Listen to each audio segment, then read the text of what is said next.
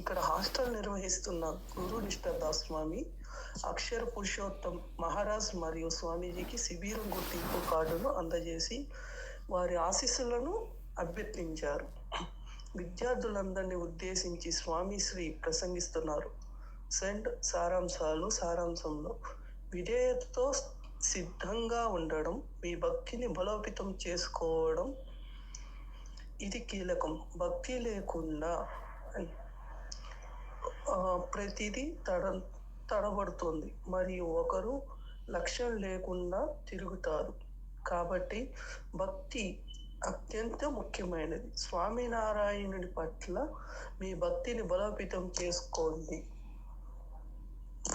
ఇప్పటి వరకు ఆదేశాలు పాటించడంలో ఏవైనా లోపాలు ఉన్నప్పటికీ మహాప్రభువు వాటిని క్షమిస్తాడు. కానీ వాటిని పాటించడంలో ఇకపై లోపాలు ఉండకూడదు. మనం దృఢంగా, అంటే మానవాళి దృఢంగా ఇకపై మనలో ఎలాంటి లోపాలు ఉండకూడదు అని నిశ్చయించుకోవాలి. ఈ దృఢ సంకల్పం ఈ రోజుకు పెరగాలి. శిబిరంలో ఉన్న ప్రతి ఒక్కరూ లోపల అక్షరధామంగా మారాలి. అంటే అర్థం ఏంటంటే, దృఢ సంకల్పంతో నిశ్చయించుకొని మనమే అక్షరధామంగా మారాలి అన్నది సారం. అక్షరధామం మనయే. ఇది మిమ్మల్ని మహారాజుతో కలుపుతుంది. మనమే అక్షరధామంగా మారాలి. అక్షరధామం ఎక్కడ ఉంది అని మనం అడగకూడదు, కానీ మనమే అక్షరధామంగా మారాలి. ప్రతి ఒక్క మనశ్శాంతి స్పష్టంగా ఉండగాక వారి ఆశీస్సులు అలాంటివి. బయట చూస్తే ప్రతిదీ శుభ్రంగానే ఉంటుంది. పాన్స్ పౌడర్లు అన్ని ఆడంబరాలు మరియు ప్రదర్శన కానీ అంతరంగా స్వచ్ఛంగా ఉండాలి. అంటే పౌడర్ వేసుకున్నంత మాత్రాన గొప్పది అనేది కాదు. మన మొహము కానీ లేదు మన ఫేసు అన్నది కాదు అక్కడ ముఖ్యం. మన మనసు ఎంత స్వచ్ఛంగా ఉండాలి అంటే ఆడంబరాలకి దిగంబరాలకి ఇవి కాదు.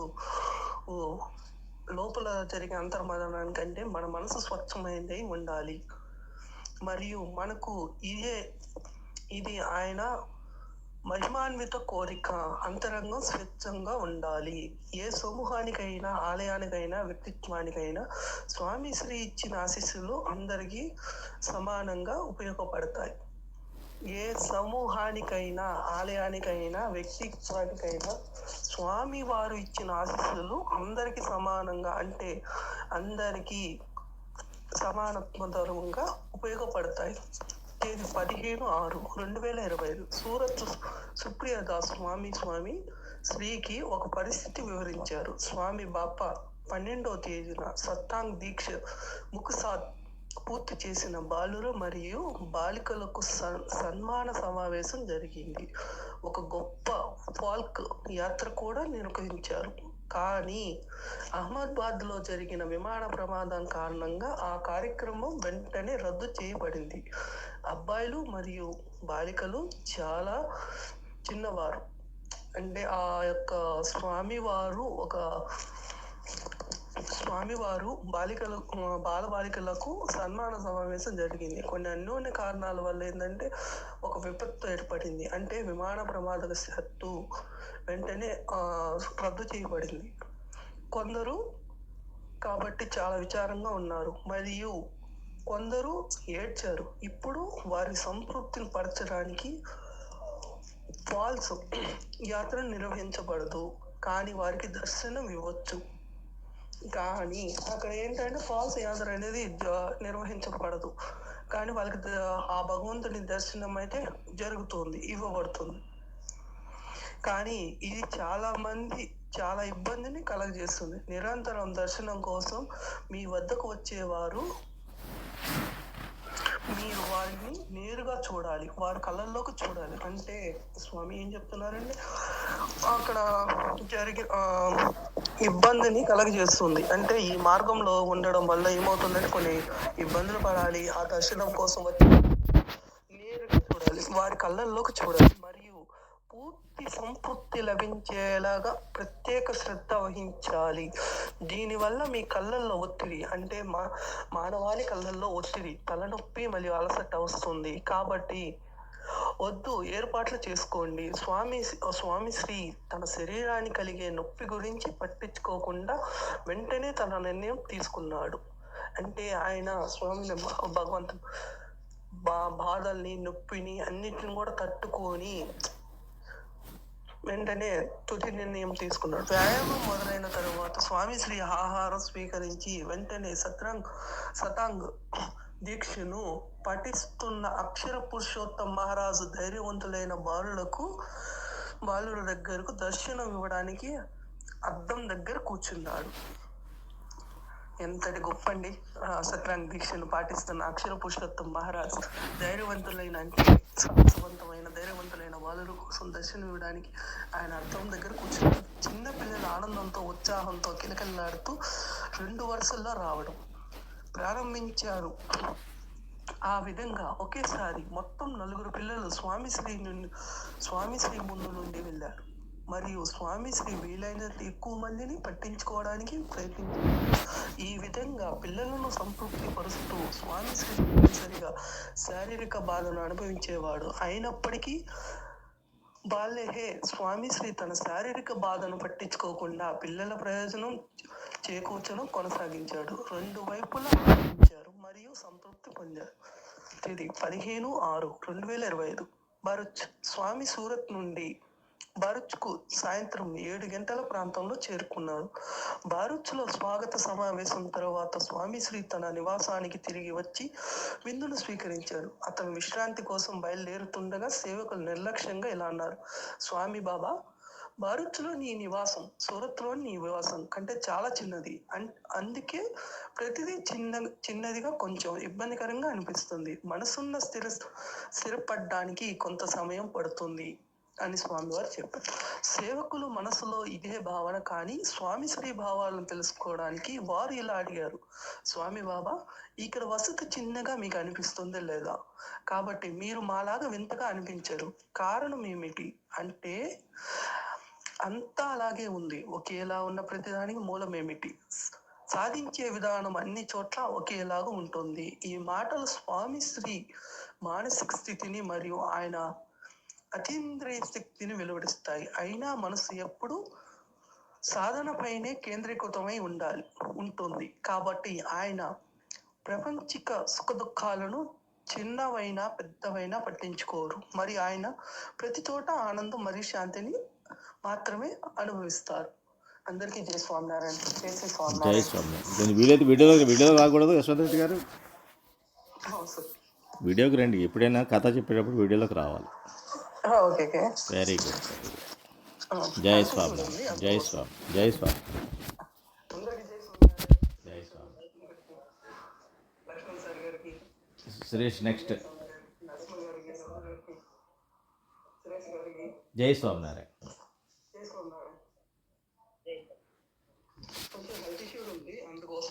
పర్వాలేదు. ఎప్పుడైనా కథ చెప్పేటప్పుడు ఎప్పుడైనా సరే వీడియోలోకి రండి. ఎవరైనా సరే, మీకోసం కదా, అందరికి చెప్పడం. భక్తి కలిగి ఉండాలి. మనసు అంతరంగా స్వచ్ఛంగా ఉంచి అందరం దృఢ సంకల్పంతో అక్షర్ధాం మందిర్ధాంతో కలిసి ఉండాలని అతి అద్భుతంగా వివరించిన పరమ భగవద్గీత యశ్వంత్ గారికి పాదాభివందనాలు. తదుపరి ప్రవచనం సహనశీలత బై పరమ భగవద్గీత శ్రీ జోగారావు గారు ఫ్రమ్ విజయవాడ. జోగారావు గారు. స్వామి నారాయణ సాక్షాత్ అక్షర పురుషోత్తమ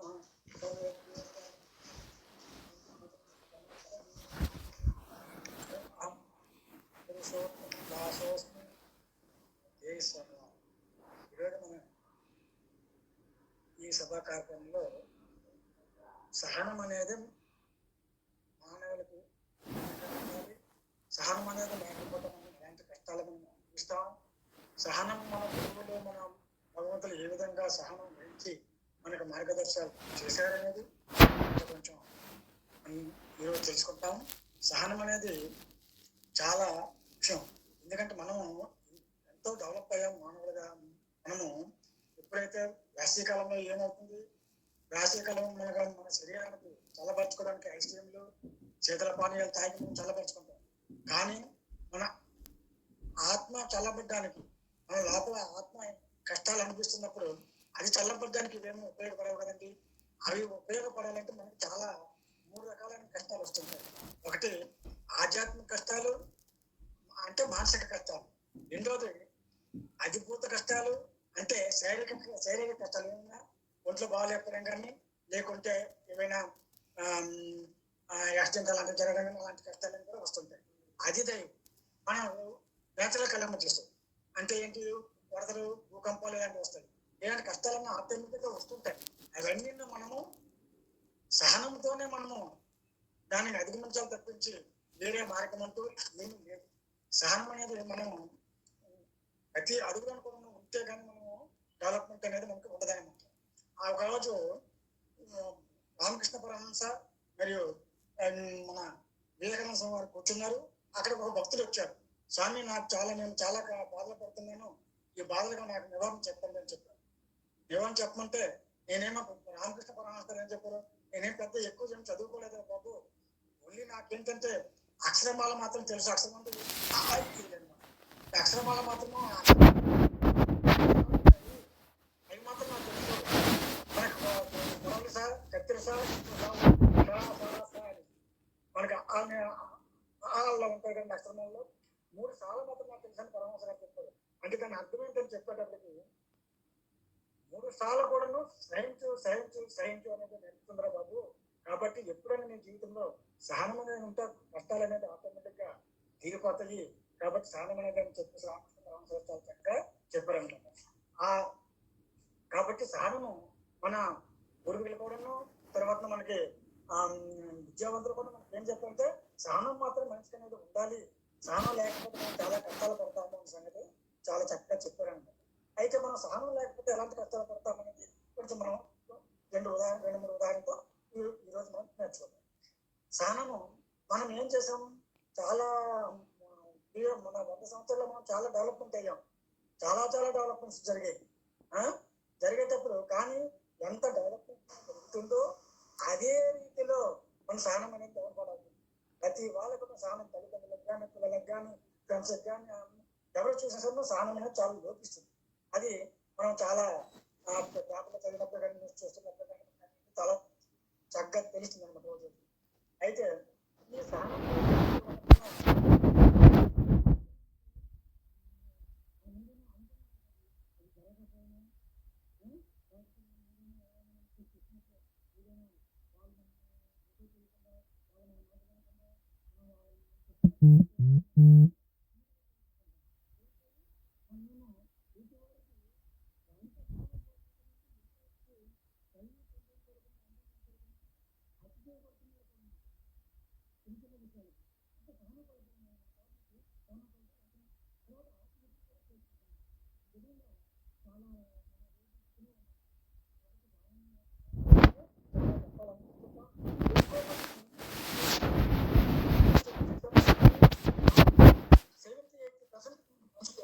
ఈ సహనం లేకపోయి అకస్మాత్తుగా చేస్తుంటారనమాట.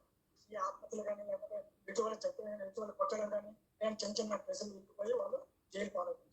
మనకి 2019 చిన్న ఎగ్జాంపుల్, మనకి ఈ చంద్రయానంలో ఈ రోవర్ అనేది ఇస్రో వాళ్ళు సైంటిస్టులు రోవర్ అక్కడ ల్యాండింగ్ చేయాలని చెప్పి చంద్రయానంలో ఎక్స్పెరిమెంట్ చేస్తున్నప్పుడు లాస్ట్ మినిట్ లో ఆ రోవర్ ఏమో ల్యాండ్ అవ్వలేకపోయింది. ల్యాండ్ అవ్వలేకపోయినప్పటికీ అప్పుడు ఉన్న ISRO chairman doctor K Sivan మనం ప్రపంచం మొత్తం అంతా ఆ రోవర్ అనేది ల్యాండ్ అవుతుందో, ఇండియా వాళ్ళు సక్సెస్ అవుతారని చెప్పి చూస్తున్నప్పుడు ఆయన లాస్ట్ మినిట్ లో రోవర్ అనేది ల్యాండ్ కాదు సెకండ్స్ లో అది తప్పి మనం గురి తప్పింది అనమాట. మనం ల్యాండ్ కాదంటే ఆ ఎక్స్పెరిమెంట్ సక్సెస్ అవ్వలేకపోయింది. సక్సెస్ లేకపోతే వెంటనే ఆ ఇస్రో చైర్మన్ అంటే పాపం ఆయన డాక్టర్ శివన్ చిన్నపిల్లలకు వెయిట్ చేయండి. వెళ్తేప్పుడు మన ప్రైమ్ మినిస్టర్ గారు, మన నరేంద్ర మోదీ గారు ఓదార్చి ఏం సహనం కలుపుకోవద్దు, బెస్ట్ ఆఫ్ లక్ పడుతుంది నెక్స్ట్ టైం అని చెప్పేసి ఆయన ఓదార్చి, అది మన టీవీలో కూడా మనం చూసాం. కాబట్టి అంత పెద్ద శాస్త్రవేత్త సహనం కోల్పోతున్నాడంటే ఆయన మనకి మెసేజ్ ఏ విధంగా మెసేజ్ మన పిల్లలకు కానీ, మన ఎదురు వాళ్ళకి కానీ, ప్రపంచానికి చెప్పండి. అప్పుడు సహనం అని చెప్పి ఎప్పుడైనా పిల్లలు మనకి పరీక్షలో తక్కువ మార్కులు వచ్చాయనుకోండి, మనం వెంటనే కోపపడకూడదు. వాళ్ళకేమో ధైర్యం చెప్పాలి. మనం కూడా సహనం కోల్పోకూడదు. పిల్లలకు కూడా ధైర్యం చెప్తూ ఉండాలి. నెక్స్ట్ టైం మనం బాగా ట్రై చేయించి ఆ విధంగా చెప్తూ ఉండాలి.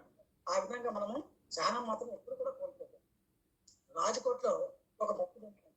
ఆ భక్తుడికి కొడుకు చక్కగానే చదువుకుంటాడు, మంచి క్లాస్ ఫస్ట్ వస్తుంటాడు, చాలా చక్కగా చదువుకుంటుంటాడు. ఆ టైంలోనే ఈ సెల్ ఫోన్స్ వచ్చాయి మనకి. సెల్ ఫోన్స్ వస్తే వాడు ఎడిక్ట్ అయిపోయి రాత్రి సెల్ ఫోన్ చూస్తాడు.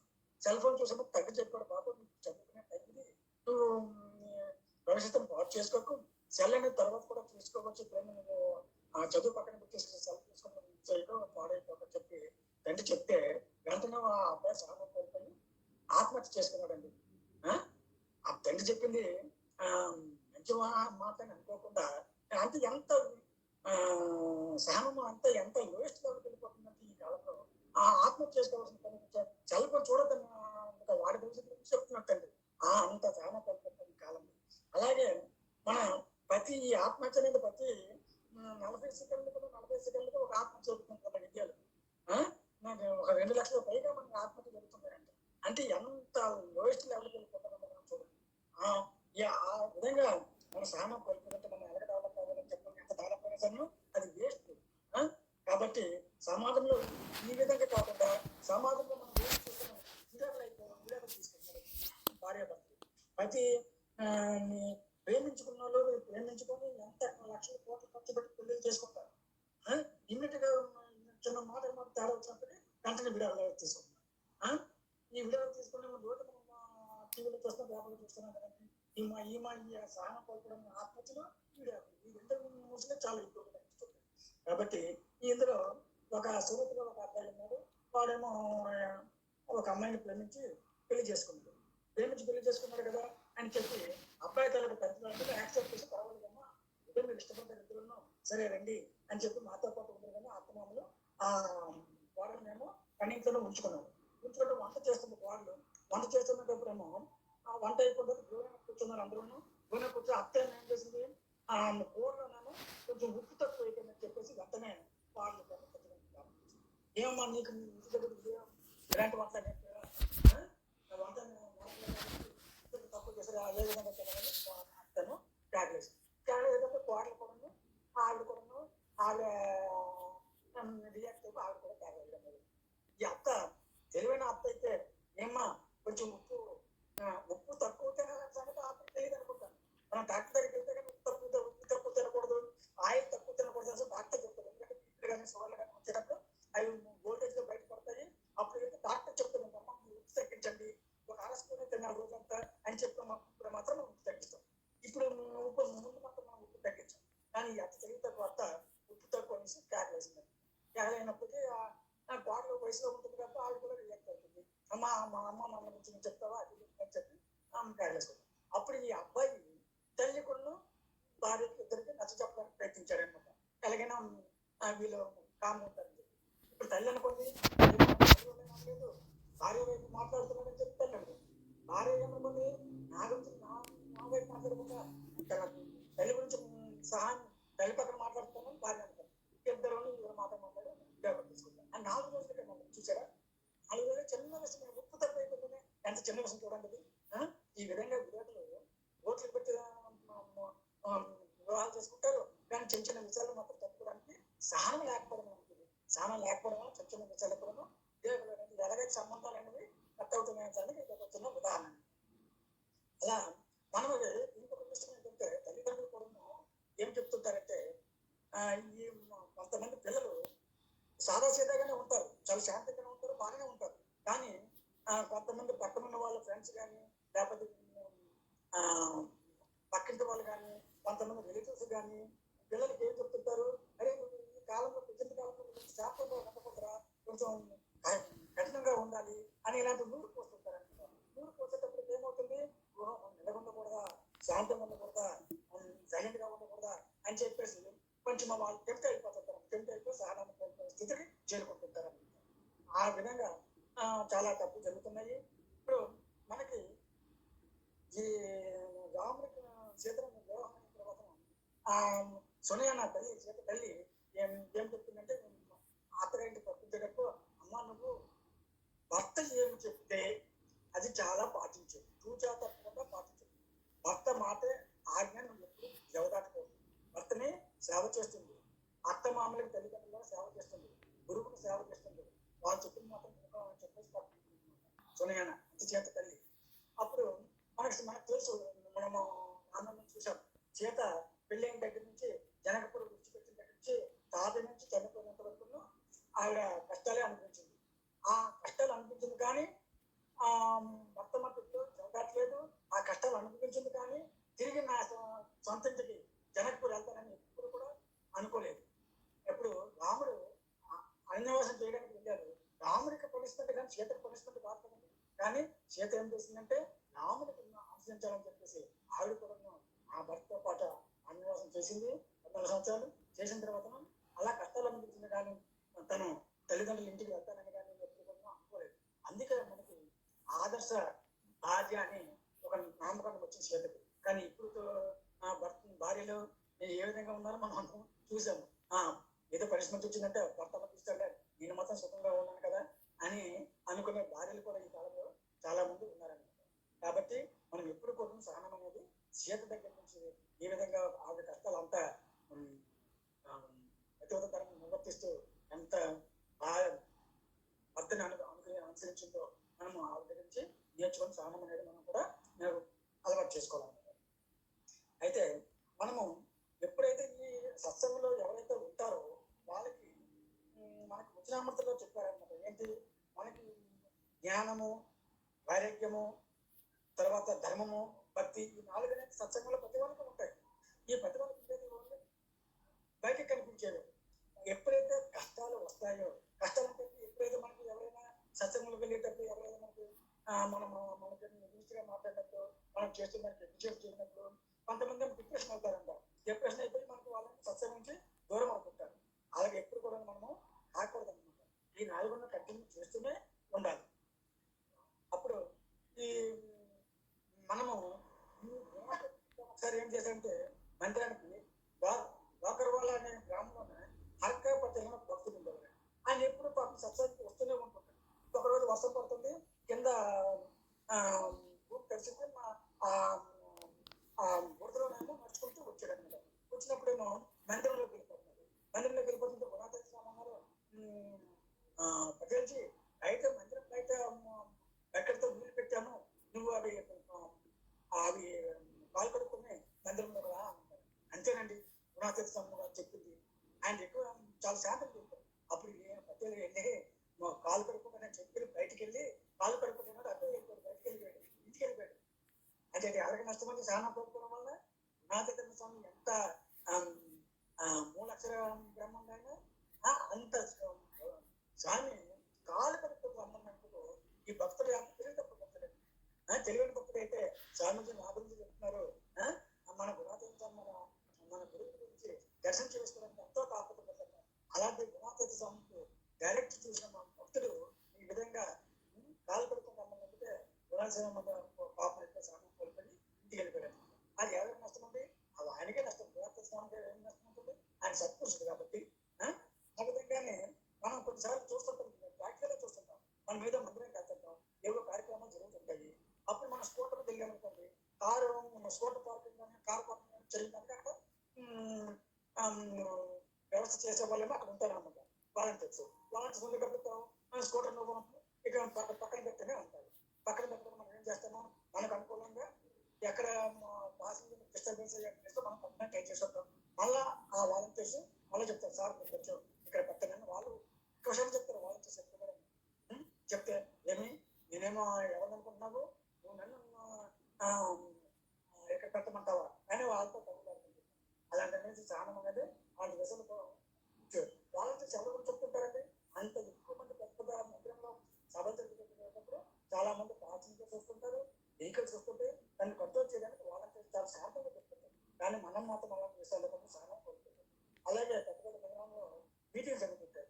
మీటింగ్ జరిగినప్పుడు ఏమవుతుంది, మనం లేట్కి వెళ్తాం. లేట్కి వెళ్ళి ముందు బస్సు దగ్గర కూడా కూర్చోవాలని ట్రై చేస్తుంటాం. అక్కడ వాలంటీర్ ఏమంటాడు, మీరు ఇక్కడే కూర్చోండి, ముందుకు వెళ్ళద్దు, ముందు పలానా ప్లేస్ పలానా వాళ్ళకి కేటాయించాము, పలానా ప్లేస్ పలానా సాధువులకి అని వాళ్ళు చెప్పుకుంటారు, రిక్వెస్ట్ చేసి చెప్పుకుంటారు. కానీ మనం ఏం చేస్తాం, వాళ్ళ మాటలు వినకుండా మనం ముందు కూర్చోవడానికి ట్రై చేస్తాం. లేటుగా వస్తాము, ప్లస్ ముందు వినేకి చీట్లో కూర్చోడానికి ట్రై చేస్తుంటాం. అప్పుడు ఒకసారి అలాగే భక్తుల కన్నా వాలంటీర్కి అక్కడ ప్లేస్ నుంచి ఇదైతే అప్పుడు ఒక సభలో సాధువులు వచ్చి సమాధానం చేయవలసి వచ్చింది. లేదు మీరు కూర్చొని కూర్చొని చెప్పి వాళ్ళకి సత్కారం చేస్తుంటారు సాధువులు. ఆ విధంగా మనం ఇంట్లో కూడా ఉన్నాం.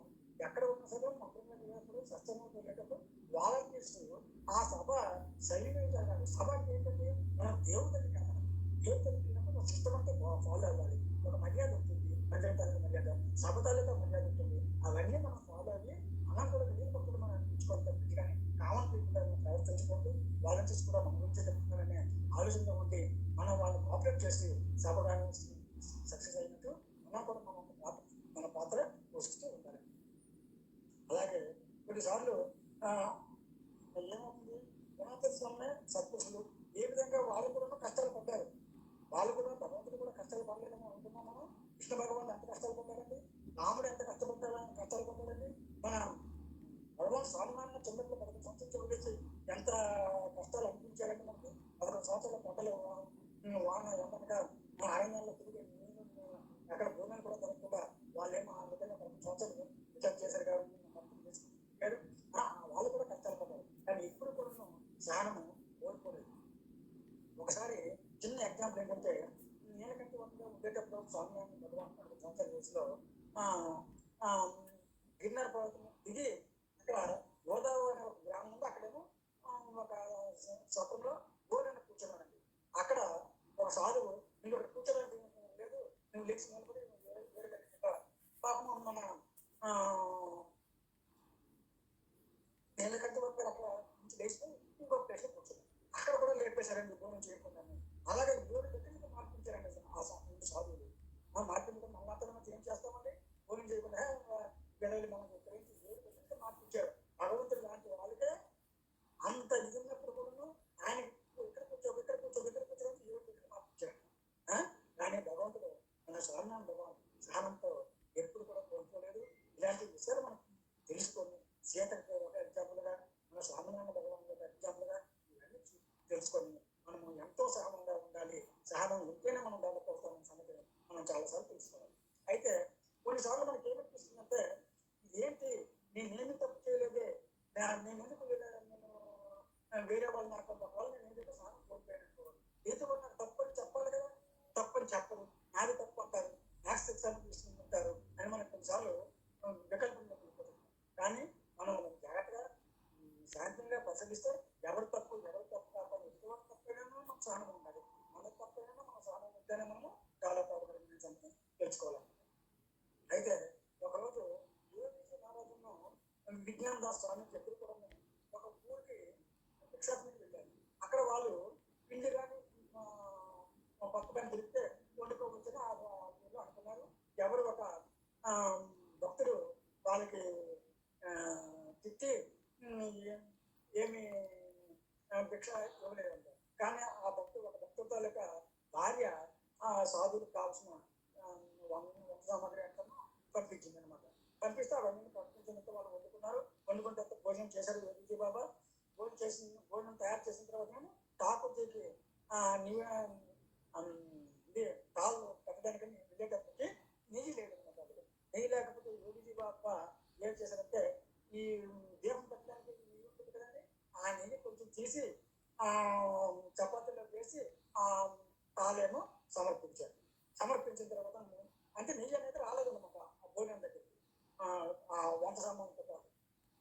అప్పుడు యోగిజీ బాబా ఆ విధంగా ఠాకూర్జీకి సమర్పించగలిగింది. తర్వాత భోజనానికి వచ్చిన తర్వాత ఆ భక్తుడు ఎవరైతే సామాన్లు ఇచ్చారో వాళ్ళ భార్య, ఆ భక్తుడు కూడా భోజనానికి రమ్మని చెప్పారు. రమ్మని చెప్తే భక్తుడు వచ్చాడు. వచ్చిన తర్వాత ఏమో నీళ్ళని పెట్టలే యోగిజీ బాబా, తర్వాత మిగతా సాధువులు, తర్వాత అందరేమో నెయ్యి ఎందుకంటే నెయ్యి తేడా కాబట్టి నెయ్యి వచ్చి తినడానికి కూర్చున్నారు. ఇది ఎవరైతే సామాన్లు ఇచ్చారో ఆ భక్తుడు కూడా కావాల్సిన ఆయన కూడా కూర్చున్నాడు. ఆయన కూడా రొట్టెలు పెట్టారు. రొట్టెలు పెడితే ఆ భక్తుడు వెంటనే కోపం అయిపోయి నెయ్యి నేను వచ్చి నాకు తినిపిస్తున్నాను చెప్పేసి కోపం అయిపోయి ఆ యోగిజీ బాబా పొయ్యిలో ఉన్న కట్టెలతోనే కాలుతో కట్టినేమో కట్టెలతో కొట్టేసి పాపం యోగికి పాపం పని చేశారండి. పని చేసిన తర్వాత భోజనం చేయకుండా ఇంటికి వెళ్ళిపోయి కళ్యాణం చెప్పాడు. ఈ విధంగా నీళ్ళు లేకుండా చేశారు. ఆ నీళ్ళని రొట్టి తిని వాళ్ళు చచ్చాడు లేదని చెప్పి దగ్గర. అప్పుడు భార్య అంటే నేను తీసుకెళ్ళలేదు, నేను సామాన్యం ఇక్కడే పెట్టాను, నీకు ఇక్కడే మర్చిపోయినావు, మన ఇంట్లోనే ఉండి వదిలేసి వెళ్ళిపోయినావు నువ్వు అని చెప్తున్నాను. ఎప్పుడు అప్పుడు తను తప్పు తెలుసుకొని అప్పుడు ఆ భక్తుడు మళ్ళా తిరిగి దగ్గరికి వెళ్ళి క్షమాపణ చెప్పి లెక్క చేశాను. అంటే అంత కట్టెలతో ఆ భక్తుడు కట్టెలతో పాత కట్టెతో యోగిజీ బాబు వినాశలను మోసపోవడానికి పనిచేసిన సరే యోగిజీ బాబు ఒక్క మాట కూడా ఆ భక్తుడికి కానీ ఆ విజ్ఞానదాస్ స్వామికి పక్కన ఉన్నప్పుడు పాపం వస్తుందండి. నేను పాపడని చెప్పేసి ఆయన కూడా సంధానించారనమాట యోగిజీ బాబు.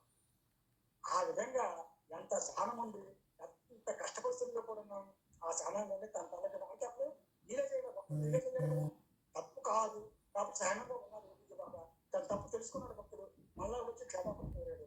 ఆ విధంగా మనం ఎప్పుడైనా చేసుకోవద్దు. కానీ అన్న కూడా సహనం కోల్పోయి నువ్వు నీతి తీసుకురాలేదు, నేను ఎక్కడికి చేస్తా అని మాట కొంచెం అనుకోండి.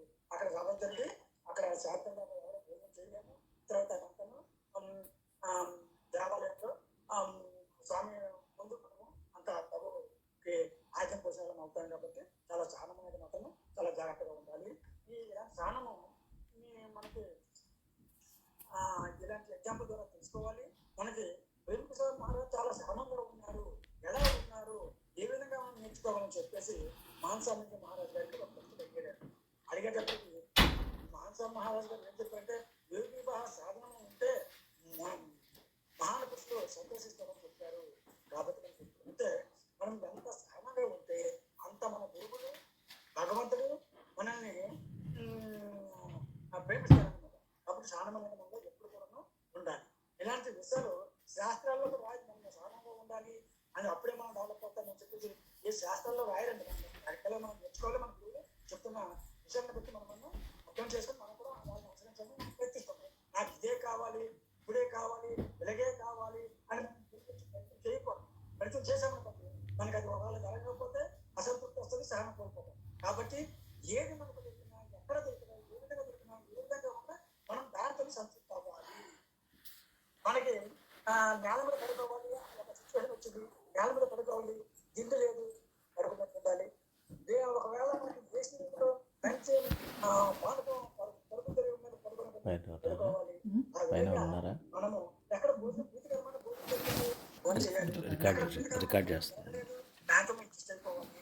ఆ విధంగా మనకి ఏ విధంగా మనం సహించుకుంటూ ఆ విధంగా మనం వెళ్తూ ఉండాలి. సహించుకున్నప్పుడు మనకు శాంతి లభిస్తుంది. ఒకవేళ నాకు అదే బాగలేదు అది అనుకున్నాం, మనకు అశాంతి వస్తుంది, సహనం కోల్పోతాము, తప్పులు చేస్తుంటాము, అదొకటి బాగుంటుంది. మనకి సామాన్య భగవంతుడు మన గురు పరంపర వాళ్ళకి అందరికీ మనకి అమూల్యమైన సహనం ఇస్తూ మన అభివృద్ధి చెందాలని వాళ్ళకి ఆధార నమస్కారం చేస్తూ జై స్వామి.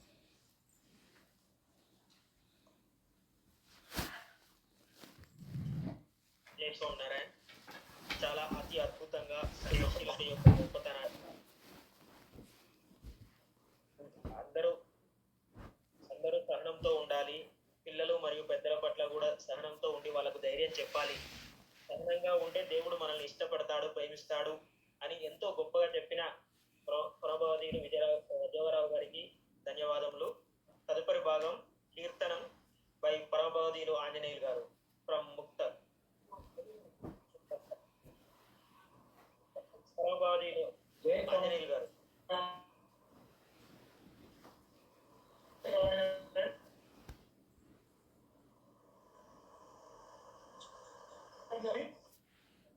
స్వామి వినబడుతుందా? వినబడుతుందండి, వినబడుతుంది.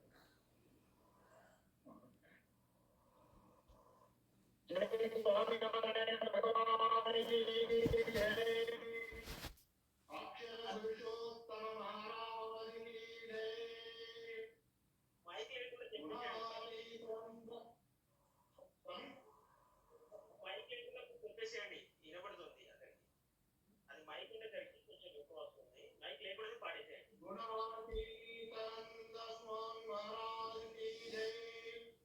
भगत जी महाराज की जय, शास्त्री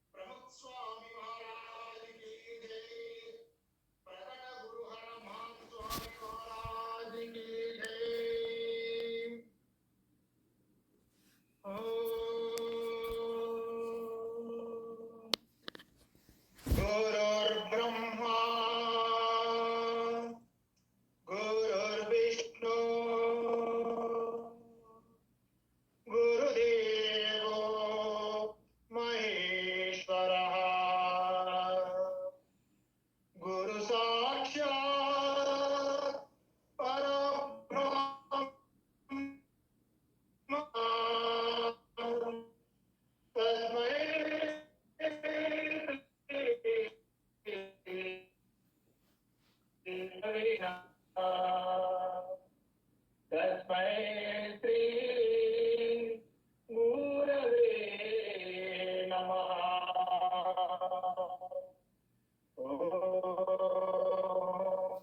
गुरवे नमः। गुरवे नमः। गुरवे नमः। गुरवे नमः। गुरु परमेश्वर रे जैसे वे साच मने। गुरु परमेश्वर रे जैसे वे साच मने। ಒಳಗಿಯೇ ಆರ್ಬೇರೆ ಒಳಗಿನೇ ಆರ್ಬೇರೆ मन कर्म वचने तन धनने गुरु परमेश्वर रे जैसे वे साच मने। आर कपट न रागे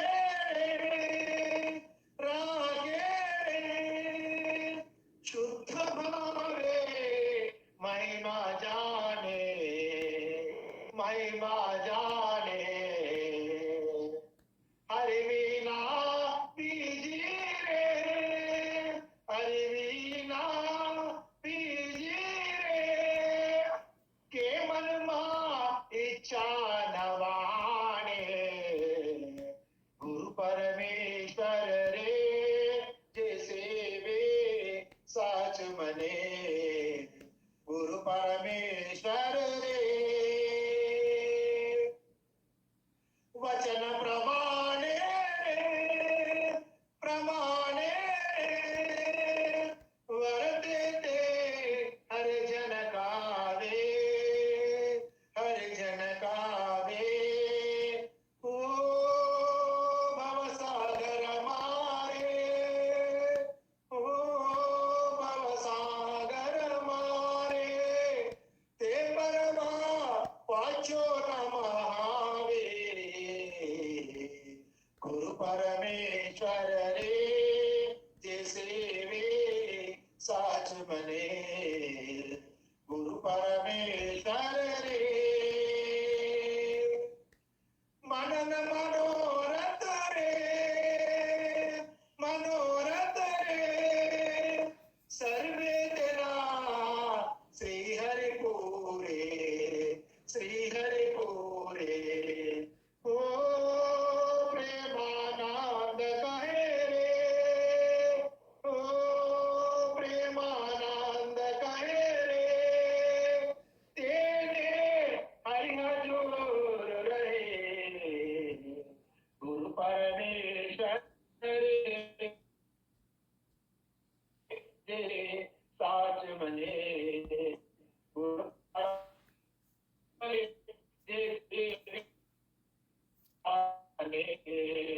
ಒಳಗಿನೇ ಅರ್ಬೇರೆ ಒಳಗಿನೇ ಅರ್ಬೇರೆ मन कर्म बंधने तन धनने। गुरु परमेश्वर रे जैसे वे साच मने। गुरु परमेश्वर रे। जय स्वामीनारायण भगवान की जय। జై స్వామినారాయణ. అతి అద్భుతంగా కీర్తనను ఆలపించిన ఆంజనేయులు గారికి వందనాలు, ధన్యవాదములు.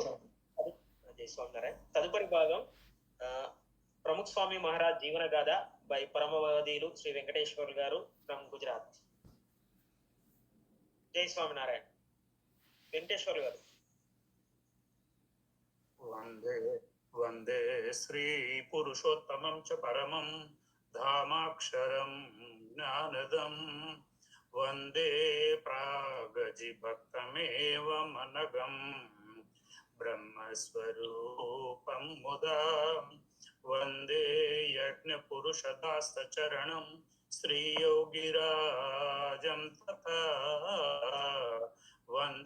శ్రీ ప్రముఖం మహంత గుణినాం మోక్షాయ భక్త్యా సదా. శ్రీ స్వామినారాయణ భగవాన్ की जय. अक्षर पुरुषोत्तम महाराज की जय. गुणातीतानंद स्वामी महाराज की जय. भगत जी महाराज की जय. शास्त्री जी महाराज की जय. योगी जी महाराज की जय. प्रमुख स्वामी महाराज की जय. महंत स्वामी महाराज की जय.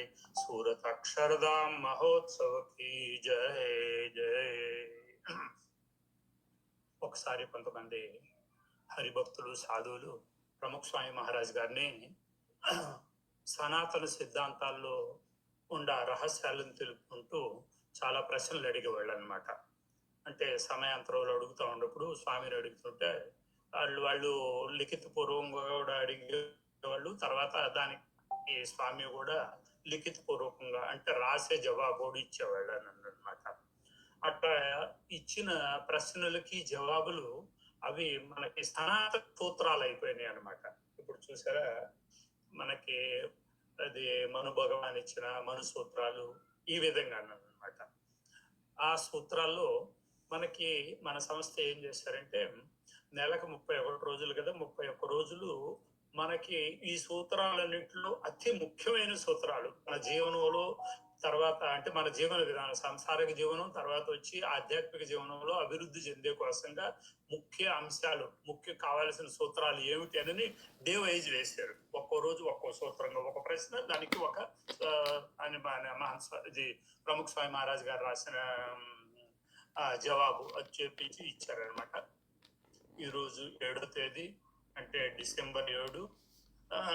ఈ డిసెంబర్ 7 రోజునే ఇంగ్లీష్ క్యాలెండర్ ప్రకారం డిసెంబర్ 7, 1921 సంవత్సరంలో ప్రముఖ స్వామి మహారాజు బరోడా దగ్గర ఛాన్సల్ అని ఒక గ్రామం ఉందన్నమాట. బరోడా నుంచి 17 కిలోమీటర్ల దూరంలో ఉంటుంది. ఆ గ్రామంలో జన్మించారు అన్నమాట. అందుకని ఈ రోజు ఒక విశేషం అన్నమాట. ఈ రోజు ఇంగ్లీష్ క్యాలెండర్ ప్రకారం ప్రముఖ స్వామి మహారాజ్ గారి యొక్క జన్మ జయంతి. ఇది మనం కూడా జన్మ జయంతి జరుపుకున్నాము.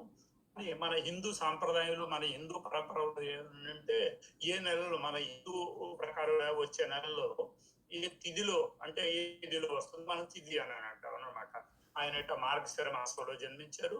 సో ఇది శుక్లపక్షము అష్టమి రోజు జన్మించారు అనమాట. అందుకని ఇది మార్గశిర మాసం శుక్లపక్షం పోయిన వారంలోనే అయిపోయింది, అష్టమి అయిపోయింది. కాబట్టి మనం అందుకని అసలు జన్మ జయంతి మన సంస్థ కూడా అలా జరుపుతూ ఉంటుంది. ఇది తర్వాత ఈ రోజు ఇంకొక విశేషం ఏమిటి అని అంటే,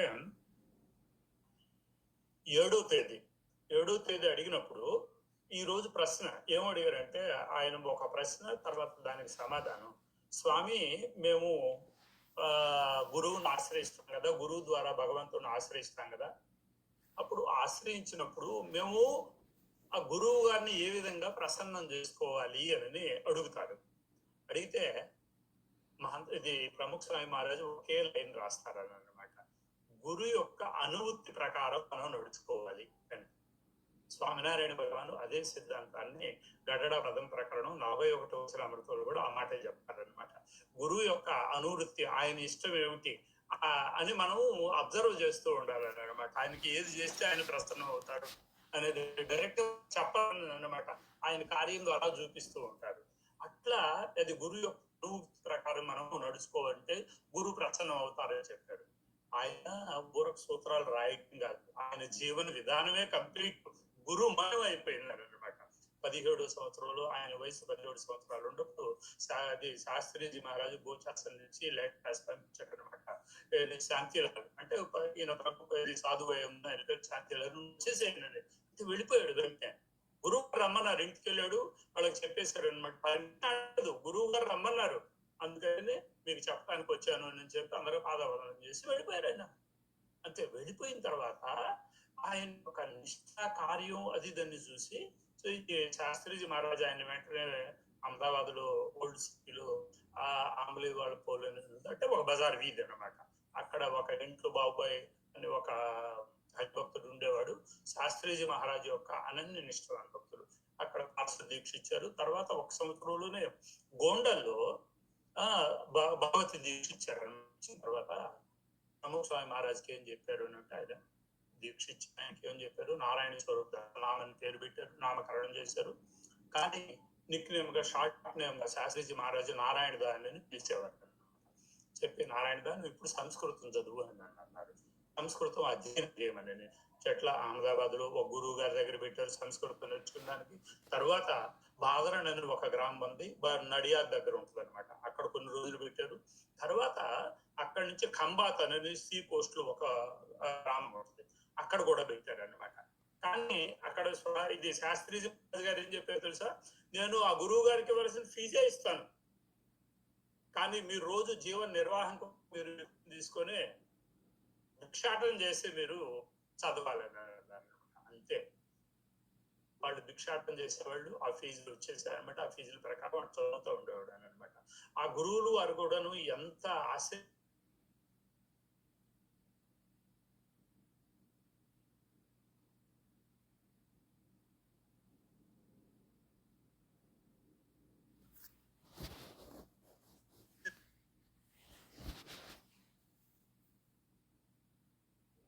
జై స్వామినారాయణ. లెఫ్ట్ అయినట్టున్నారు వెంకటేశ్వర్ గారు. ఒకసారి ఫోన్ చేయండి ఆయనకి. ఓకే.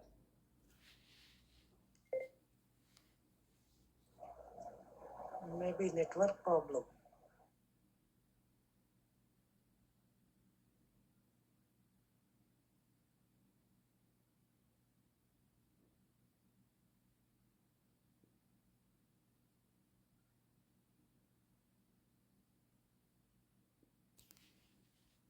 వెంకటేశ్వర గారు మ్యూట్లో ఉన్నారు. వెంకటేశ్వర గారు మ్యూట్లో ఉన్నారు మీరు. అది ల్యాప్టాప్ లో కనెక్షన్ డిస్కనెక్ట్ అయిపోయింది నెట్వర్క్, అందుకని మొబైల్ లో జాయిన్ అయ్యాను అనమాట.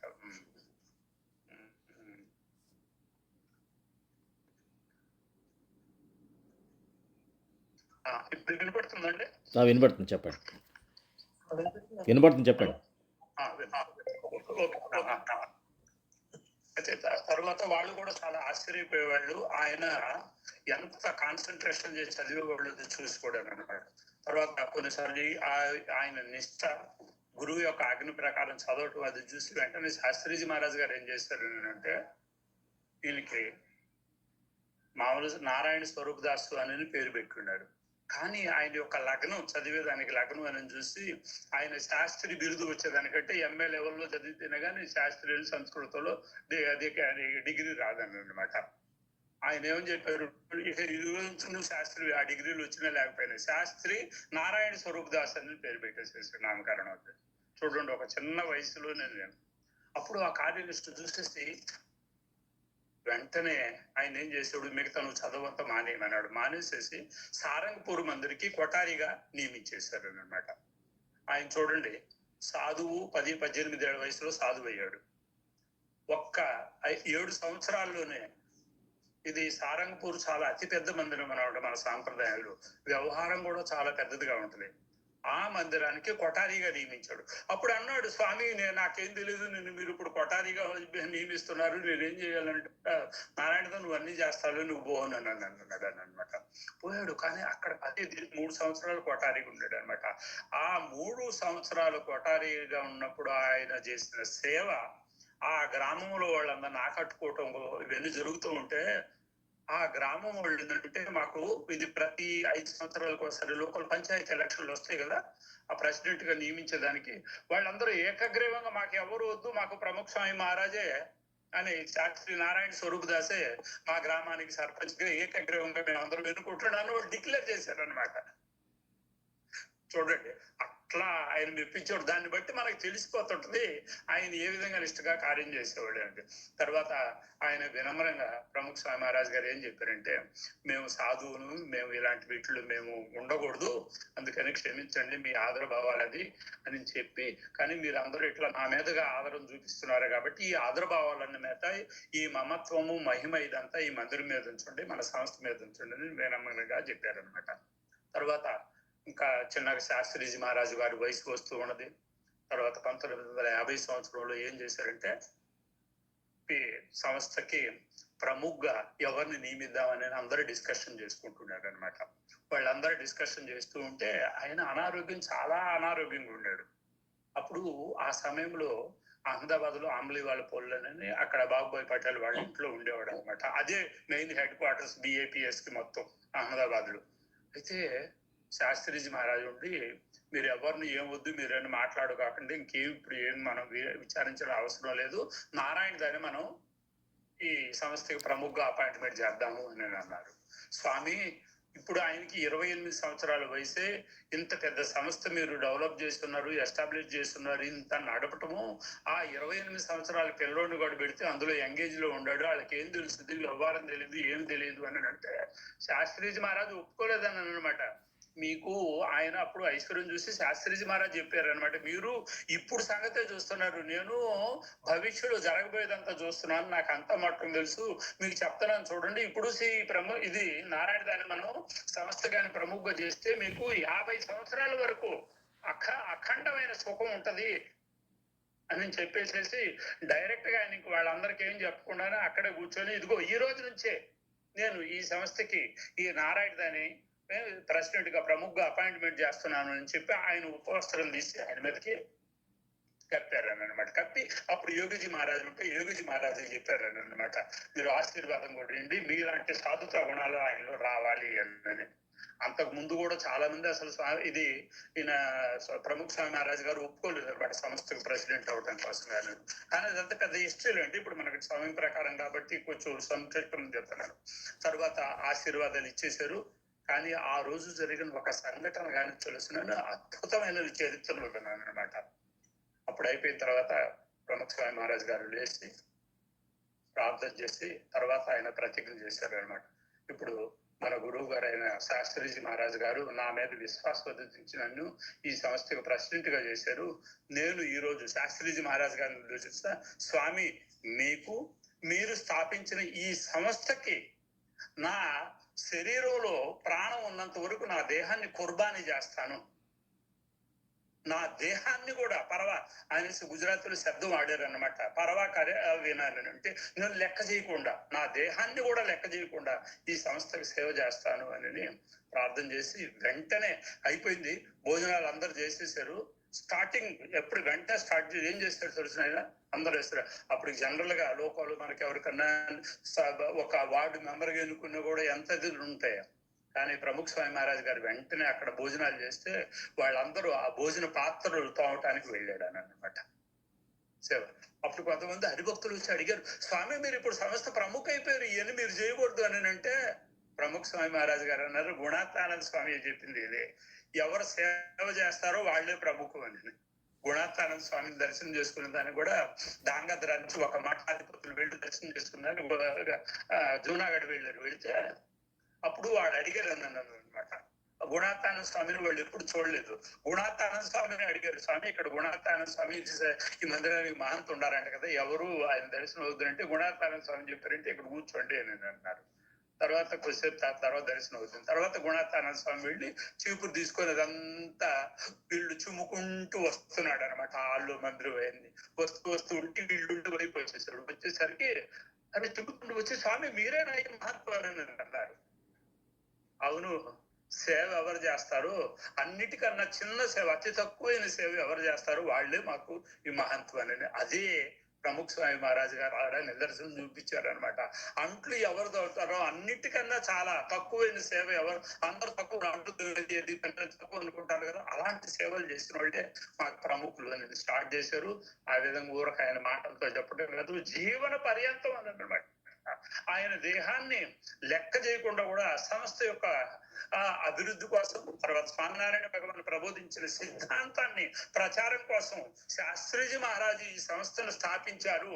అందుకని ఎక్కడికి పోయినా సరే ఆ జీవనంలో ఈ అక్షర పురుషోత్తం సిద్ధాంతమే అని ఏ విధంగా జీవనంలో మనం ఉండే దానికోసంగా అందరితో ఆత్మీయంగా ఉండి అందరితో కలిసిమెలిసి, ఇది మళ్ళీ స్వామినారాయణ సంప్రదాయం వాళ్ళ లేకపోతే వేరే వాళ్ళని చూడకుండా కూడాను, వాళ్ళ అనుయాయులను చూడకుండా కూడాను, జాతి మతాలు చూడకుండాను, కుల మతాలు చూడకుండాను, వాళ్ళు ఏ ధర్మం వాళ్ళని కూడా చూడకుండాను నిరంతరం ఆయన దేహాన్ని కుర్బానీ చేశారు అన్నమాట.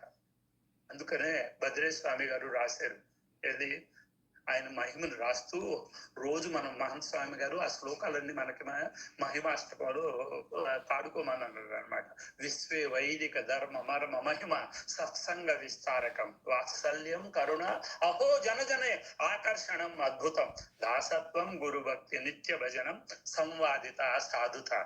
ఆ సాధుత సహజానంద సాధు గుణాలు వచ్చినాయి అన్నమాట.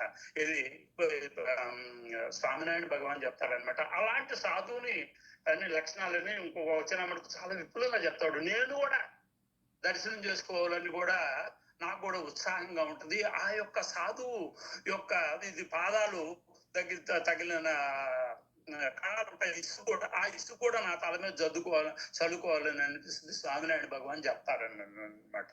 అలాంటి సాధువుని, అట్లాంటి సాధువు ఈ ప్రముఖ స్వామి మహారాజ్ అన్నమాట. గురు ఆజ్ఞ తర్వాత శాస్త్రిజీ మహారాజు దేహం వదిలేటప్పుడు ఏం చెప్పారు? యోగిజీ మహారాజ్ గారు ఆజ్ఞలు ఉంటే ఆయన చెప్పిన ప్రకారం చేయమన్నారు. అంతే. శాస్త్రిజీ మహారాజు మీద ఏ భావం ఉందో ఆ భావంలో కూడా కొంచెం కూడా తేడా లేకుండా యోగిజీ మహారాజ్ ఆజ్ఞలు నిరంతరం పాటించేవాళ్ళని అన్నమాట. ఆయన సంకల్పాలన్నీ చెప్పేవాళ్ళు. 700 మంది సాధువులు చేయమని యోగిజీ మహారాజ్ సంకల్పం ఇది మా ప్రముఖ స్వామి మహారాజ్ చేస్తానన్నాడు. ప్రముఖ స్వామి మహారాజ్ 1000 మంది సాధువులు చేశారు. స్వామి మీరు డంకా బజారు అంటే ఏమి లేదు, ఇది యోగిజీ మహారాజ్ డంకా బజారు, ఇది కాదు. మనం ఏంటంటే ఇదిగో మనం సాహిత్యం పాపంలో కూడా మనం దోచులేము, మనలో చూసి ఎవరు వస్తారు, యోగిజీ మహారాజ్ వల్ల మీరు అందరూ వచ్చి సాధువులు అయ్యారు అని చెప్తారు అనమాట. ఢిల్లీ అక్షరధామ పెట్టేస్తారంటే అది బాబు నేను కాదు, ఇది యోగిజీ మహారాజ్ అది కట్టించాడు, కొంత మనల్ని నిమిత్తి చేశాడు అని చెప్తారనమాట. అంతే. కొంచెం కూడా మీకు ఒక సంఘటన చెప్తాను. యోగిజీ మహారాజ్ మీద ఏ విధంగా గురుభక్తి అనేది ఇదిగో 1965లో గోండల్లో యోగిజీ మహారాజ్ యొక్క అమృత మహోత్సవం జరగటానికి జరిగిందనమాట. యాక్చువల్ గా ఆ టైంలో చాలా ఎండాకాలం, చాలా కరువు ప్రాంతం, వర్షాలు లేవు, నీళ్ళ ప్రాబ్లం కూడా అనమాట. కానీ అప్పుడు యోగిజీ మహారాజు అమృత మహోత్సవం జరపడానికి ఎక్కడ చేద్దామా అని అందరూ అనుకుంటూ ఉంటారు.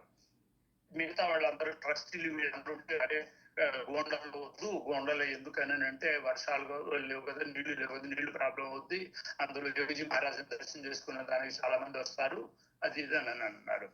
తర్వాత సంస్థ ప్రముఖగా మహంత్ స్వామి మహారాజు డిసిషన్ తీసుకోవాలా. అయితే ఆయన వస్తూ యోగిజీ మహారాజుని అడిగారు, బాబా మీకు ఏమి కోరిక, ఎక్కడైతే బాగుంటుంది అని. ఆయన అంతర్యాలి అని గోండల్లోనే చేద్దామని అన్నాడు. అంతే. ప్రముఖ స్వామి మహారాజు బయటకు బాబులు వచ్చాడు, అందరితో చెప్పి డిసిషన్ చేశారు, మన అమృత మహోత్సవం, యోగిజీ మహారాజ్ అమృత మహోత్సవం మన గోండల్లోనే జరుపుకుందామని.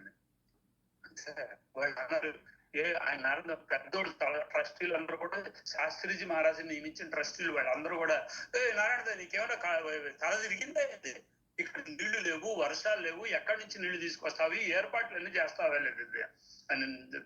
ఆయన శాస్త్రిజీ మహారాజ్ యోగిరాజు మహారాజే చేస్తారులే, మనమేం భయపడొద్దు అని చెప్పి ఇక్కడే చేద్దాము అని చెప్పారని అనమాట. వాళ్ళందరూ పోయి ఏం చేశారు తెలిసిన, యోగిజీ మహారాజ్ దగ్గర పోయి మా బాపా చూడు ఇక్కడ నీళ్లు లేకపోతే మీ అమృత మహోత్సవం ఇక్కడ చేద్దామని అంటున్నారు అని అంటే, మీరు చెప్పండి వద్దు అని అంటే మీరేమన్నా చెప్పారు అంటే, లేదు లేదు నేనేం చెప్పలేదు ఆయన ప్రముఖ స్వామి ఆయన తీసుకున్నాడు డిసిషన్. చూడండి ఆయన యోగిజీ మహారాజ్ అట్లా చెప్పినా కూడాను ఇది ప్రముఖ స్వామి ఆదరణలోనే చెప్పాడు అని అన్నమాట. కానీ ఆయనలో ఆ దివ్య భావం ఒక్క రేఖ కూడా మార్పు రాలేదన్నమాట ప్రముఖ స్వామి మహారాజ్. తర్వాత ఇంకో ప్రసంగం కూడా చెప్తానండి, ఇంకా చాలా మనకందరికి కనువిప్పు వచ్చే ప్రసంగం అన్నమాట. ఏమిటంటే అక్కడ నీళ్లు ప్రాబ్లంగా ఉంది. అయితే అక్కడ పనిచేస్తే సేవ చేస్తా ఉంటారు కదా కొంతమంది పెయిడ్ సేవ సర్వీస్ ఉంటారు అన్నమాట. తినడానికి చేసేదానికి వాళ్ళకి మంత్లీ జీతాలు ఇస్తారు. ఒక అతను ఏం చేశాడంటే, ఒక అతను చేస్తూ ఉంటాడు, ఒక రోజు ఏం చేశాడు, నీళ్ళు లేకపోతే ఆ మందిరం చుట్టుప్రక్కల ప్రాంతాలు ఇప్పుడంటే స్టోన్స్ వేసి చేస్తున్నారు, అప్పుడు ఇసుక మట్టి ఉండేదాన్ని అన్నమాట. ఆయన నీళ్లు చల్లుతూ ఉన్నాడు. నీళ్లు చల్లుతుంటే ప్రముఖ స్వామి మహారాజు ఆ సైడ్ వెళ్తూ చూసి, అరే బాబాయ్ ఇప్పుడు నీళ్లు మనకి ప్రాబ్లం కదా, నువ్వు నీళ్లు చల్లగాక అది ఇదని చెప్పాడు అని అనమాట. అంతే. అతను నువ్వు నాకేంది చెప్పేది అది ఇదని చెప్పి అతను మందిరం వదిలేసి వెళ్ళిపోయాడు. అక్కడి నుంచి దగ్గర 20-25 కిలోమీటర్లు వాళ్ళ ఊరు. తర్వాత యోగిజీ మహారాజు తెలిసిందనమాట, అతను మందిరం వదిలేసి వెళ్ళిపోయాడు, మందిరం రావటం లేదని. తర్వాత యోగిజీ మహారాజు కనుక్కుంటే ఏమంటే ఇట్లా ప్రముఖ స్వామి మహారాజు అతను నీళ్లు జరుగుతుంటే వద్దనంటే వెళ్ళిపోయాడంటే, అంటే ప్రముఖ స్వామి మహారాజు తెలిసాడు అనమాట యోగిజీ మహారాజు. నారాయణ దాస్ ఎందుకు వెళ్ళిపోయాడు అంటే, బాపా నేను చెప్పాడంటే అయితే చెప్పే సరే కానీ నువ్వు పోయి పిలుచుకురాయండి, క్షమాపణ చెప్పి ఆయన్ని ఏ విధంగా అయినా సరే మళ్ళీ మందిరానికి తీసుకురాయనని యోగిజీ మహారాజ్ చెప్పారు అని అనమాట. ప్రముఖ స్వామి మహారాజ్ అప్పుడు ఏమో ఆర్గ్యుమెంట్ చేయలేదు, బాబా అతను వాటర్ వేస్ట్ చేస్తున్నారు ఇటువంటి ఏమో చెప్పలేదు అనమాట. మన మందిరికి ఒకసారి డ్యామేజ్ చేస్తున్నారు, మన చెడ్డ పేరు చెడ పనులు చేస్తున్నాడు, ఏం చెప్పలేదు అని అనమాట. సరే ఎటువంటివాడైనా అతను నిలబడి ఏదైనా నువ్వు పోయి ముందు తీసుకురా అని అంటే ప్రముఖ స్వామి మహారాజు ఆర్గ్యుమెంట్ లేదా జరిగిన విషయం చెప్పాడు, ఎందుకు పంపిపోయాడు అంటే అది చెప్పాడు అంతే. అంటే పోయాడు రాత్రి తర్వాత 10 గంటల తర్వాత వెళ్ళి వాళ్ళ అతనుకి వెళ్ళి క్షమాపణ చెప్పి మీరు మందిరం రండి, యోగిజీ మహారాజు పిలుస్తున్నారు అది ఇది చెప్పి క్షమాపణ, అతను నేను రాను అది ఇది అని అన్నాడు. కానీ అతన్ని ఒప్పించి రాత్రి 3 గంటలకు 4 గంటలకు తీసుకొని వచ్చి యోగిజీ మహారాజు దర్శనం చేయించారన్నాడు. బాబా తీసుకొచ్చాను అని. ఆ విధంగా గురువు భక్తి, గురు ప్రసన్నత అది అనమాట. ఇప్పుడు మనం సత్సంగంలోకి రావటమే చాలా గొప్ప. యోగిజీ మహారాజు ఎవరు అదే సత్సంగంలోకి తీసుకురావటమే చాలా కష్టం ఎవరినైనా. ఇంకా అలాంటి వాళ్ళు వచ్చిన వాళ్ళని మనం బయటకు పంపకుండా మన భక్తుల్లో మన ప్రవర్తనలు ఏమి అని అప్పుడు యోగిజీ మహారాజు ఇంకొక సందర్భంలో విషయాలు ఆయన ప్రవచనం చెప్తారని అనమాట. దాని గురించి మనం కూడా ఇప్పుడు ఆలోచిస్తూ ఉండాలన్నమాట. సత్సంగంలో రావటం అంటే సామాన్యం కాదు. కానీ అందరికి మన స్వభావాలు పావు కదా, ఆ స్వభావాలను చూపించడానికి చాలా టైం పడుతుంది. అప్పుడు దాకా అందరిని మనం జాగ్రత్తగా ఏం చేయాలి, మన ప్రవర్తనతో వాళ్ళకి డ్యామేజ్ కాకుండా, వాళ్ళ మీద మన మందిరం కానీ వీటన్నిటి మీద అభావాలు అవగుణాలు రాకుండా వాళ్ళు సత్సంగాన్ని వదిలిపెట్టేలా చేయకూడదని అనమాట. అందుకని మనం జాగ్రత్తగా చాలా సున్నితంగా ప్రవర్తించాలని అనమాట. అట్లా ప్రముఖ స్వామి మహారాజు గురువు ఆజ్ఞ చేశాడు. అందుకని ఇప్పుడు 75 సంవత్సరాలు చూడండి, 70 దేశాల్లో అక్షర పురుషోత్తమ సిద్ధాంతాన్ని, స్వామినారాయణ సాంప్రదాయాన్ని, స్వామినారాయణ భగవాన్ యొక్క మహిమని ప్రవర్తన చేశాడు అనమాట. ఆయనది స్వామినారాయణ భగవాన్ మహిమని చెప్పలేదు అనమాట. ఇది సనాతన సిద్ధాంతం, సనాతన వేదాల్లో ఉండే సిద్ధాంతం అని అనమాట, ఉపనిషత్తుల్లో ఉండే సిద్ధాంతం అని చెప్పి చేశారు. ఇప్పుడు అందరికీ ఆత్మభావమే. ఇప్పుడు సాంప్రదాయాలు ఉండవడం కన్నా ప్రముఖ స్వామి మహారాజు దేహ విలయం అయిన రోజు మీకు 22 లక్షల మంది 4 రోజుల్లో దర్శనం చేసుకుని వచ్చారండి. పార్థివ దేహాన్ని దర్శనం చేసుకున్నానికి వాళ్ళలో 75% నాన్ సత్సంగిలే. స్వామినారాయణ సాంప్రదాయం అంటే పోయి లేవాదేలేదు వాళ్ళకి ఏమిటి. అంటే ప్రముఖ స్వామి మహారాజు అంటే మేము టీవీ ఛానల్లో చూస్తున్నాం కదా, ఎక్కడ చూసినా ఏ ఇళ్లలో చూసినా అందరూ అరే ప్రముఖ స్వామి మహారాజు, ప్రముఖ స్వామి మహారాజు అంత మహాన్ గొప్ప వ్యక్తి, అటువంటి గొప్ప వ్యక్తి దేహ విలయం అందరూ టీవీని ముందు కూర్చొని ఏడ్చేవాళ్ళు అనమాట. అట్లా బ్రహ్మాండంగా ఉండేది. ఈరోజు అంటే గమకర మీరు అప్పుడు అనుభవించారు కాబట్టి సంఘటన తెలుసుకుంటూ మనకు వచ్చేస్తున్నాం అనమాట. అటువంటి అద్భుతమైన ప్రముఖ మహారాజు 75 years అమృత మహోత్సవం ఈరోజు అహ్మదాబాద్ లో చాలా అద్భుతంగా వైభవంగా ఆయన గుణాలు కూడా చూపిస్తూ 75 గుణాలని పడవల్లో చిన్న చిన్న బోట్లలో చేసి సాబర్మతి నదిలో ఆ ప్రవాహంలో ఉత్సవం చాలా అద్భుతంగా జరుగుతుంది. సాయంకాలం 5:30 గంటల నుంచి 8:30 గంటల వరకు అందరం కూడా మనందరూ చేస్తున్నాం. శ్రీ స్వామినారాయణ భగవానికి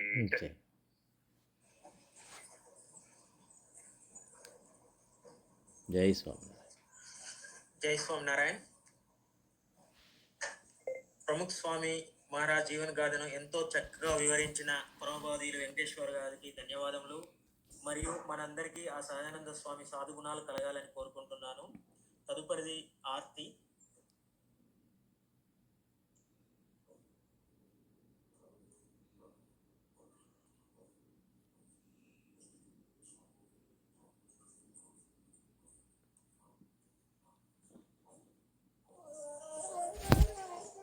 हम शांत चित्त से और भावपूर्ण हृदय से भक्ति के लिए सज्ज बने। आरती से पहले भगवान की अलौकिक महिमा का चिंतन करें। हे स्वामीनारायण भगवान, हे गुणातीतानंद स्वामी, हे प्रकट गुरु हरि महंत स्वामी महाराज, आपका अलौकिक सामर्थ्य देखते हुए, आपके दिव्य गुणों को देखते हुए हमें प्रतीति होती है कि यह सत्संग सच्चा है। हे स्वामी, आपने हमें यह सत्य समझाया है कि भगवान सर्वोपरि है, सर्वकर्ता है, सदा दिव्य साकार मूर्ति है। ऐसे स्वामीनारायण भगवान आज अक्षर ब्रह्म गुरु परंपरा द्वारा प्रकट हैं। जैसे भगवान अक्षरधाम में हैं, वैसे ही यहाँ मुझे मिले। ऐसे भगवान की प्रत्यक्ष आरती करने का दिव्य अवसर मुझे मिलने वाला है, इसलिए मैं धन्य हूँ। आपकी प्राप्ति से मैं पूर्ण काम हूँ, मैं सुखी हूँ। योऽस्मि पूर्णकामोऽस्मि, निष्पापो निर्भयः सुखी, अक्षरगुरुयोगेन स्वामिनारायणाश्रयात्।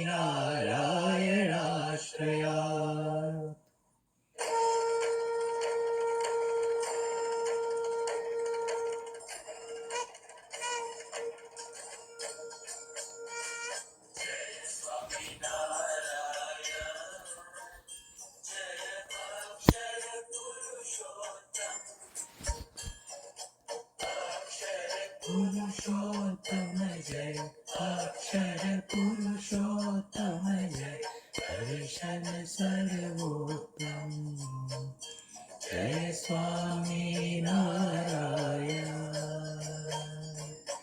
मुक्तानंत सुपूजित सुंदर साकारं जय सुंदर साकारं सर्वोपरि करुणाकर सर्वोपरि करुणाकर मानवतनुधारं जय स्वामी नारायण। पुरुषोत्तम परब्रह्म श्री हरि सहजानंद जय श्री हरि सहजानंद अक्षर ब्रह्म अनादि अक्षर ब्रह्म अनादि भूतातीतानंद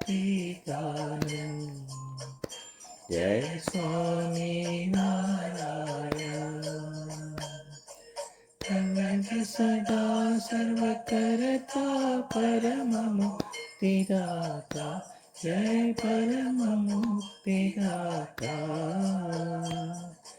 धर्म विनातिक स्थापक धर्म विकातिक स्थापक भक्ति परित्राता जय स्वामी नारायण।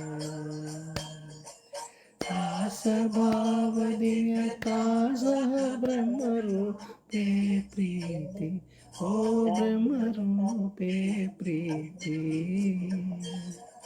सुहृद भाव अलौकिक सुहृद भाव अलौकिक स्थापित शुभ रीति जय स्वामी नारायण।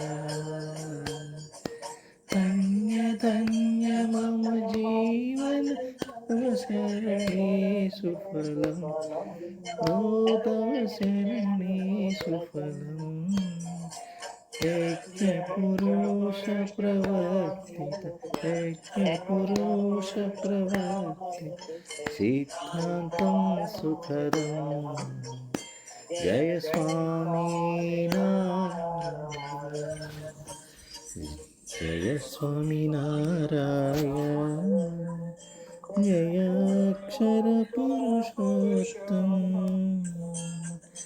అక్షర పురుషోత్తమ జయ అక్షర పురుషోత్తమ దర్శన సర్వోత్తమ జయ స్వామి నారాయణ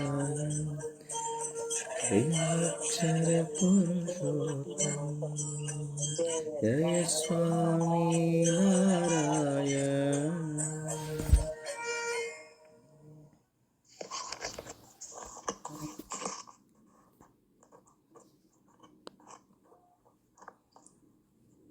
జై స్వామినారాయణ. జై స్వామినారాయణ. తదుపరి జయ మంత్రం బై రవికాంత్ గారు. జై స్వామి. రవి గారు ప్లీజ్.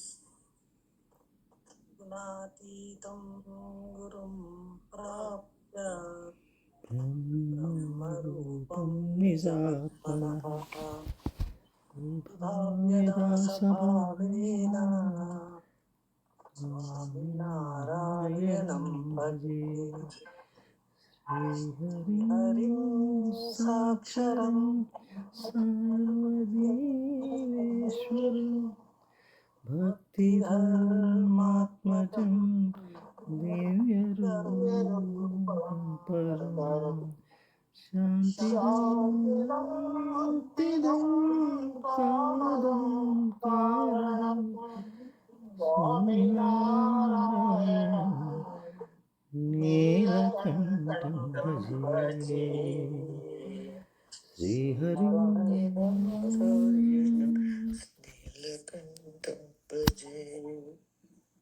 అందరికీ జై స్వామి నారాయణ.